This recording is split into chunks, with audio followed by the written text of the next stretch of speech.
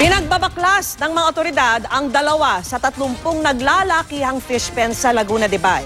Hindi raw kasi sumusunod ang mga may-ari nito sa mga pamantayan. Nakatutok si Oscar Oida. Wala na kumontra pa ng baklasin ng mga tauhan ng Laguna Lake Development Authority at ng Department of Environment and Natural Resources ang mga naglalakihang fish pen sa Laguna de Bay, parteng Cardona. Guardyado kasi ng mga pulis, Navy SEALs at Coast Guard ang clearing operation.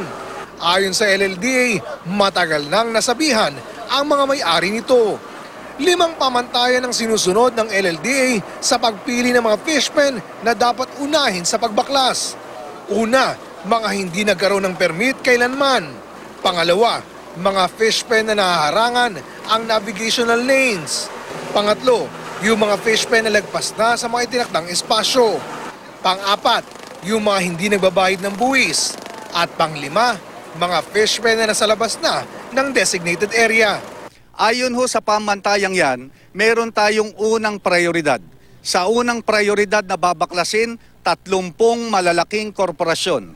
At yung pong 30 malalaking korporasyon na yan na unang prioridad, ang sukat ho niyan sa papel mahigit 1,000 hektarya. Pero sa actual ay mas malaki pa. Paglilinaw ng LLDA, hindi raw zero fish pen ang ipinapatupad nila.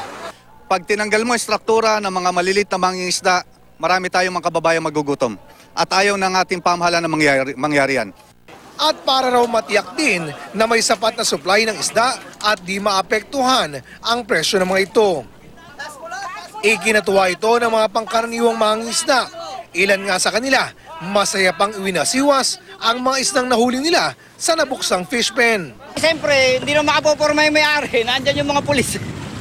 Kaya ano yan, sa amin ang lahat ang laman ito. Target ng operasyon na makapagbaklas ng 10 malalaking fish pen. Pero dahil sa lakas ng alon at kakulangan sa gamit, 2 lang muna ang nabaklas nila.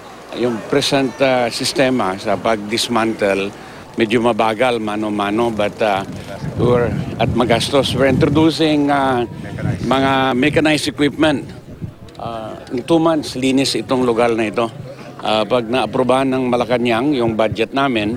Umaasa naman ang LLDA na sa loob ng 1 buwan, mababaklas nila ang target na 30 malalaking fish pen sa Laguna de Bay. Oscar Oida, Nakatutok, 24 Oras.